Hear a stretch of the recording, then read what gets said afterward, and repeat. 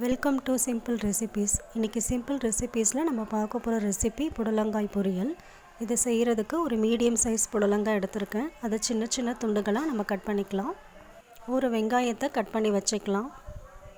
ஒரு பாத்திரத்தில் எண்ணெய் ஊற்றி கொஞ்சம் கடுகு, நம்ம கட் பண்ண வெங்காயம், ஒரு காஞ்ச மிளகாய், கொஞ்சம் கருவேப்பிலை, இது மூணையும் சேர்த்து வதக்கிக்கலாம்.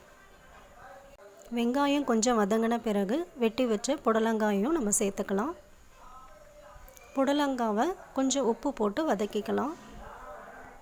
ஒரு மூடி போட்டு மூடி வச்சோம்னா புடலங்காய் கொஞ்சம் சீக்கிரம் வெந்துடும். மறுபடியும் நம்ம ஓப்பன் பண்ணி கொஞ்சமாக தண்ணி தெளித்து மறுபடியும் புடலங்காவை நம்ம வேக விடுவோம்.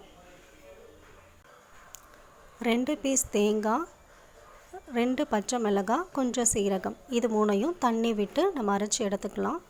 இந்த அரைச்ச விழுதை நம்ம புடலங்காயோடு சேர்த்து மறுபடியும் வதக்கிக்கலாம். தேங்காய் சேர்த்த பிறகு ஒரு 2 நிமிஷம் நம்ம புடலங்காயை வேக விட்டு இறக்கிடலாம். நம்முடைய ஈஸியான புடலங்காய் பொரியல் இப்போ ரெடி ஆயிடுச்சு. இந்த ரெசிபி உங்களுக்கு பிடிச்சிருந்தா நீங்களும் ட்ரை பண்ணி பாருங்கள். சிம்பிள் ரெசிபி சேனலை சப்ஸ்கிரைப் பண்ணுங்கள். தேங்க்யூ.